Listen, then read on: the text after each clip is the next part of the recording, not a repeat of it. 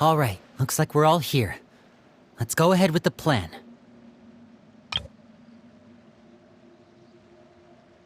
Oh? What is it? What makes you ask that?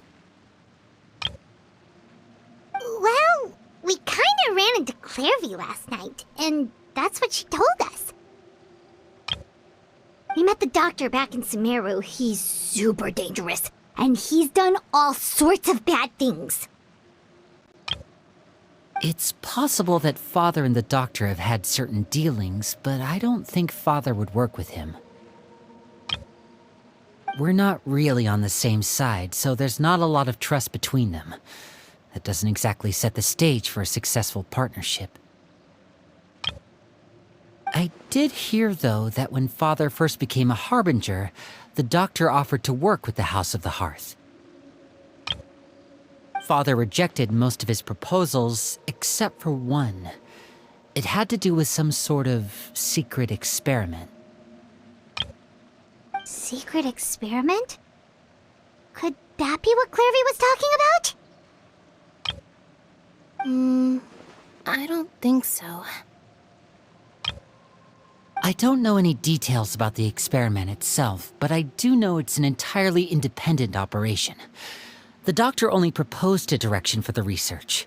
That was the extent of his involvement. I still don't think that counts as working together. The details of the experiment are confidential, but complete records are kept on all participants. That doesn't seem to be the case with the situation Clervie referred to.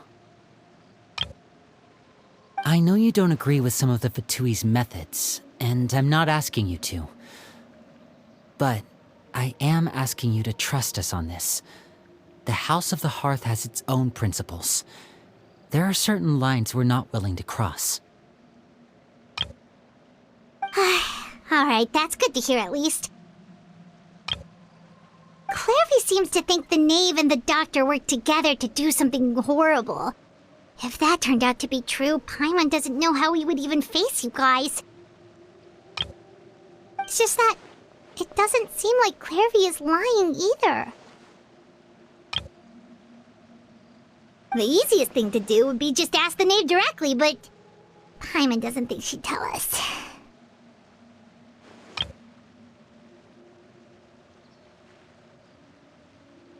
Father didn't come back last night. She's probably still near the shore. We'll be counting on you to distract her. Lynette, you're with me. Freminet, you know what to do. Be on your guard, everyone. All right, let's get to it.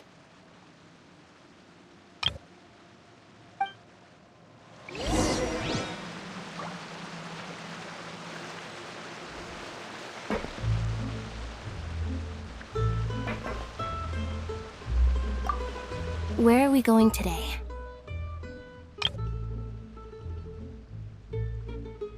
Let's try somewhere further away this time.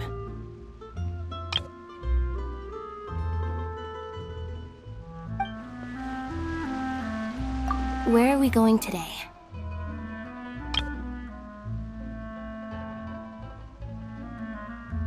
Let's try somewhere further away this time.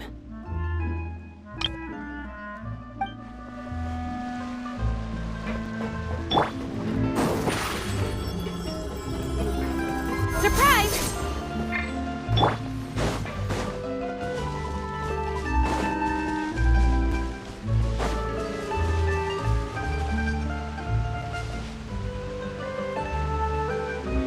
Oh, it's raining. I should put my clothes away.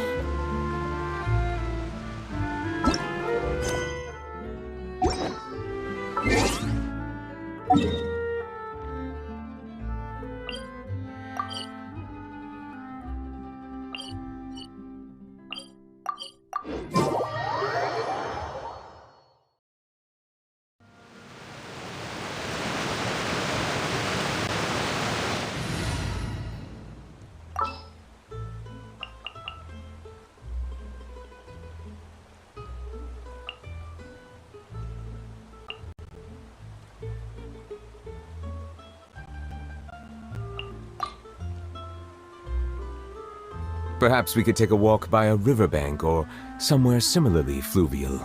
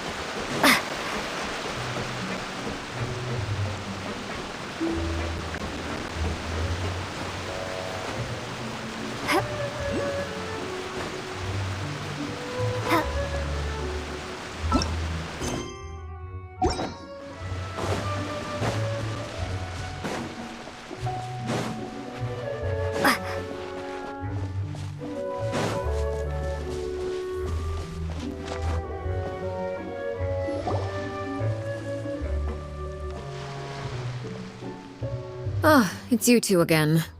I must say, you look a bit pale. Did you have trouble sleeping last night? A little.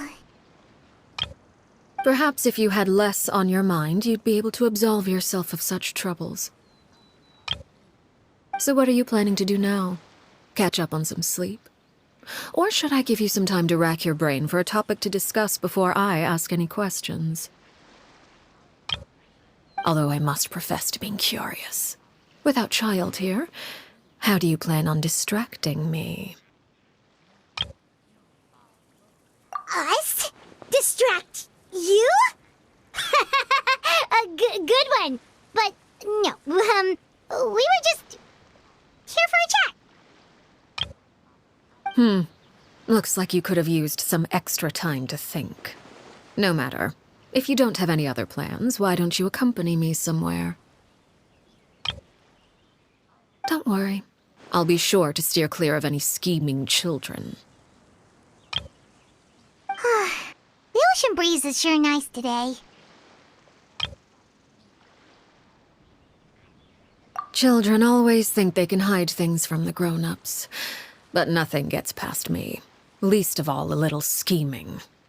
I think I'll let them have at it for a little longer. I can be very patient. Well, I'll leave you to think things over. If you're so inclined, meet me outside the Palais Mermonia.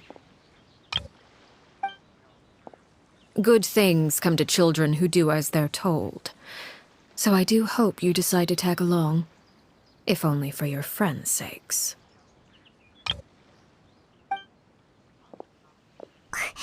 What should we do? She clearly knows about everything we've been doing, and Paimon doesn't think it'd be a stretch to say she was threatening us just now.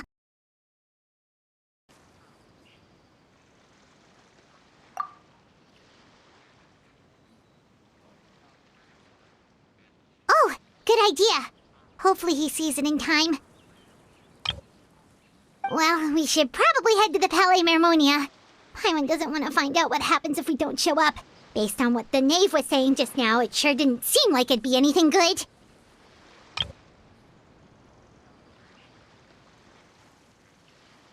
Okay, then we probably shouldn't keep her waiting. It seems like Lyney and the others are on thin ice, so let's do our best to not get them in any more trouble.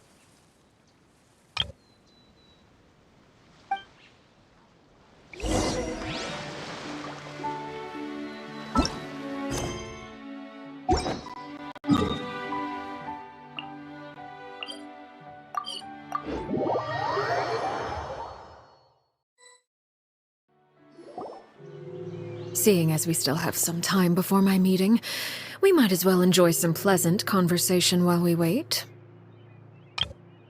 I'm glad to see you get along with my children. Being surrounded by good companions is necessary for a child's development. You're not planning on doing anything to them, are you? I assume you're referring to Lyney, Lynette, and freminet. Although, there's that situation with Filial and Nentoy as well. It appears quite a few people have been acting out lately.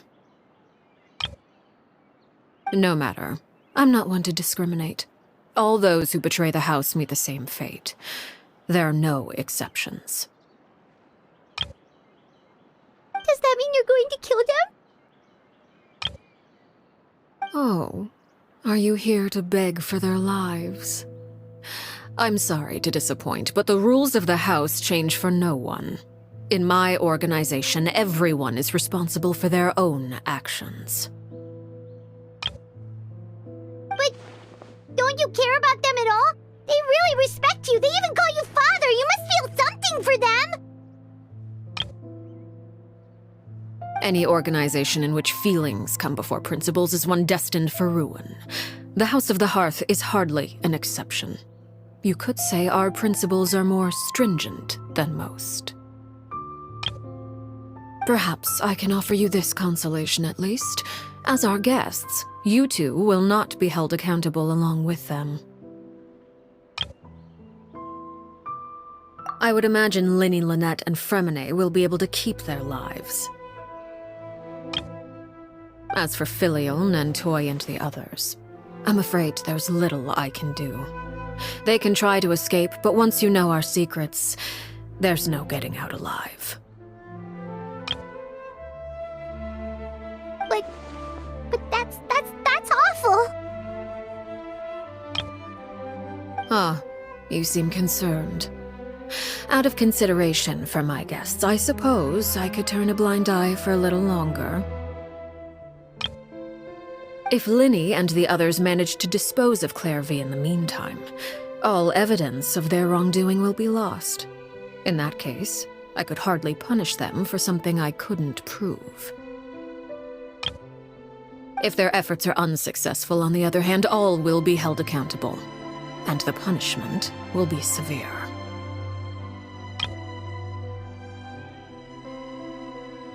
Of course. Oh, and here, I believe this belongs to you. Do try and keep better track of it next time. It takes a considerable amount of time to train a bird like this. It would be such a pity if you were to lose it. Permanently. Wait, where did you get that? Well, I'm afraid that's all the time we have to chat. Now, for the matter at hand. I asked you to meet me here because I have business at the Palais Mermonia. It has nothing to do with you, but I think it would be prudent for you to stick by my side for the time being. There will always be time later to run off and tell Lyney what you've learned. Well, time to go. Looks like we wrapped things up just in time.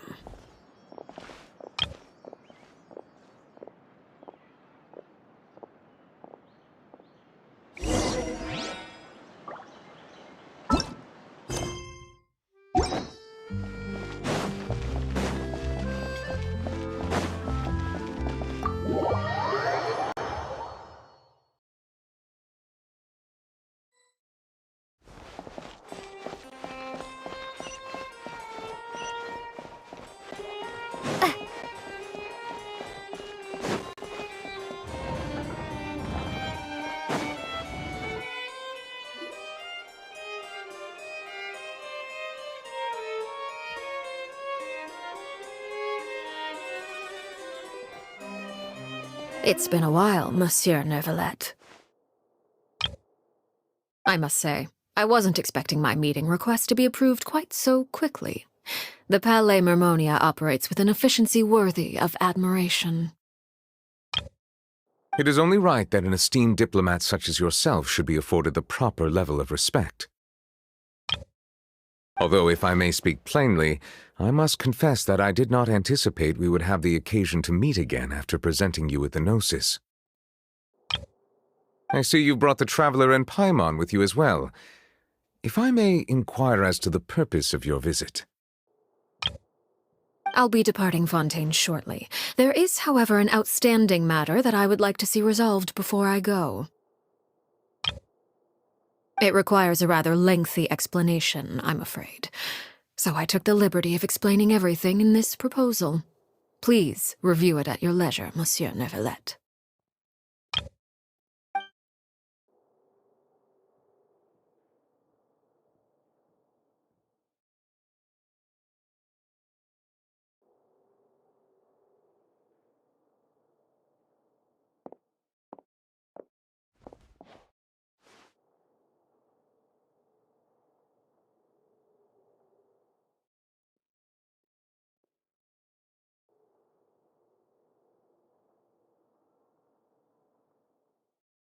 I understand your request. However, at the risk of causing offense, I must admit that I fail to see why you would wish for such a thing. I heard you have a certain fondness for water tasting, Monsieur Neuvillette, so allow me to use water as an analogy. A family is like a large body of water with countless rivers flowing in and out. As someone who watches over this system, I would hope that each river that flows from the source will eventually reach the ocean. Of course, objectively speaking, I know this is impossible. Most of the rivers will dry up along the way, disappearing into the ground and leaving nothing but a barren riverbed behind. Not all rivers are destined to reach the ocean, but I would not see their existence rendered meaningless. I believe the water that flows within them is simply meant for a different destination, like a field in need of irrigation. Or perhaps the glass of a certain water-tasting enthusiast. Did you get any of that, Traveler?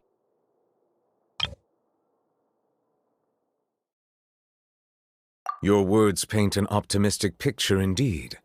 Allow me to remind you, however, few among us are willing to sip from a glass filled with tainted water. It may have been tainted at one point in time, but not to worry. I'll make sure it's strained of all impurities and returned to its cleanest form.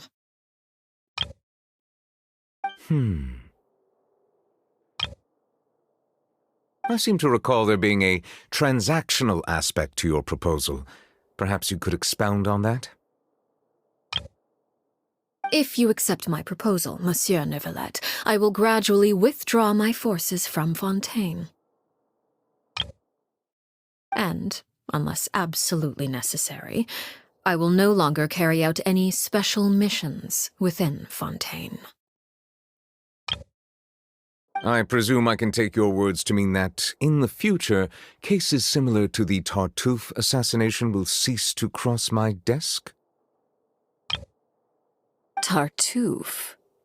Ah, that thief who embezzled funds from all those charities, you mean? My deepest condolences to his family, but without any evidence, I cannot imagine how the House of the Hearth might have been involved in his passing.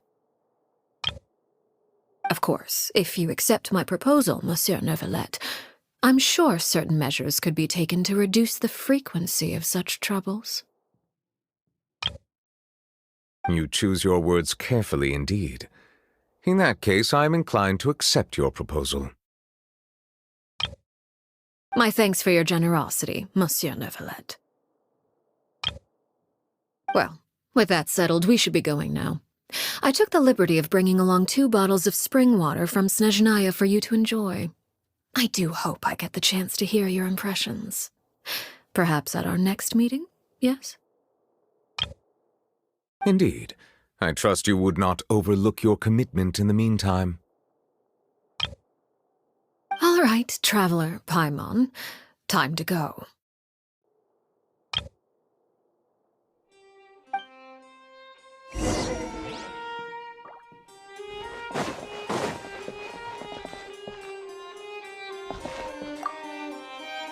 I believe I've told you before that my emotions easily resonate with those of others. Yet in the few meetings I've had with that Harbinger, I haven't been able to sense any aspect of her emotional state. Her mind is like a still body of water. Who knows what darkness lies in its depths, and the lack of ripples on the surface gives nothing away. It's unclear whether this is her natural state of being, or whether it's an incredible strength of will that gives her the ability to master her emotions. Either scenario, however, suggests she is a very dangerous individual. I do not expect an explanation as to why you two are by her side. Whatever your reasoning, I would only advise you to take caution.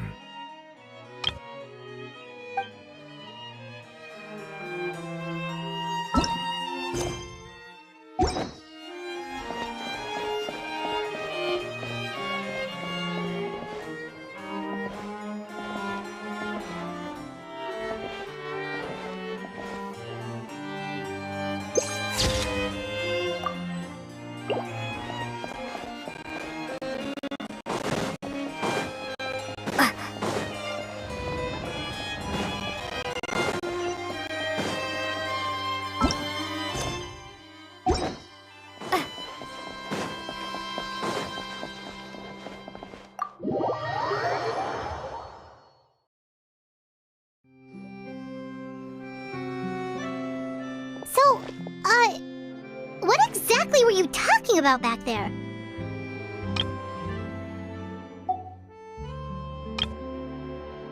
Paimon only heard you mention some rivers, a large body of water, and then some kind of irrigation scheme. You really want to know? I would imagine there might be more pressing concerns at the moment. Lyney, Paimon really hopes everything's going okay.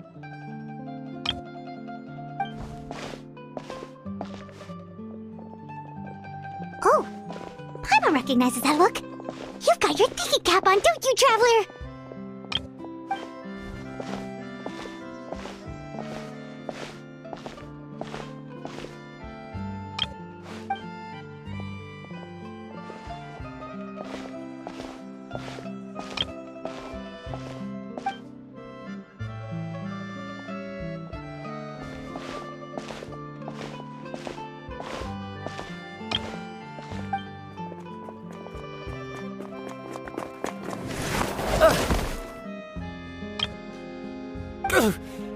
Oh, shoot. Are you alright? Oh, jeez. I'm so sorry.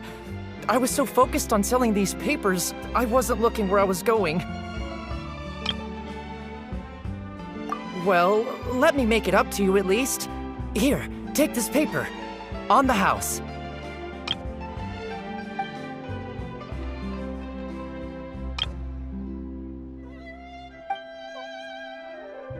Oh, you don't have to give us anything. Please, I want to. It's not like I'm short on supply. All the extras will be useless come tomorrow anyway. It's my fault, really. I was just trying to bring home some extra mora for the family, but I bit off more than I can chew. I haven't had many takers today, so I'm still swimming in papers. What's going on here? Nothing much. I just ran into your friend here on accident. I should probably get going, actually, so... Hold on. Of course, I'm happy to compensate you with mora, it's just... I don't have any on me at the moment. I'll take 3 papers. Here. Your payment. Oh! Thank you for your patronage. May the Archons bless you with good fortune. If only I had the chance to run into such generous customers every day. I should probably just take on a smaller inventory though, right? I'm getting married soon, so sometimes it's hard to not get ahead of myself. Anyway, I should head out. Goodbye! Well, now that my affairs are settled, we should take the boat back to Poisson. We've even acquired some light reading to enjoy along the way. Actually, why don't we stick around for a little longer? Paimon just realized how hungry she is. She can't head back to Poisson on an empty stomach.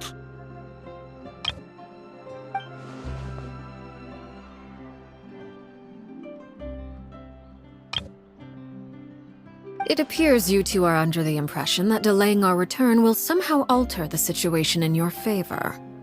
I'm sorry to ruin your fantasy, but your efforts are meaningless. That being said, I could be persuaded to give Lyney some extra time. I just have one condition. If you agree to my request, I'll even answer some of your questions. You're quite curious about Clervie, are you not? And my relationship to her. Wait, why are you being so generous all of a sudden? You're not gonna ask us to do something bad, are you? You overestimate yourself. You don't have the talent for bad things. Then what can you possibly... The most important consideration in a negotiation is that both sides receive something they want. Demands and threats only get you so far. Wonderful. Here it is.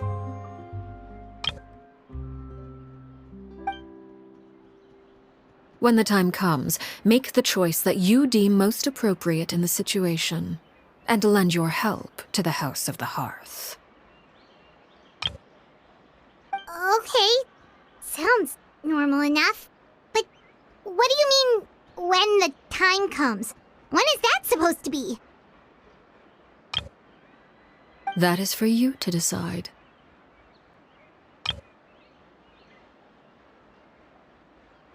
Then we have a deal. Follow me.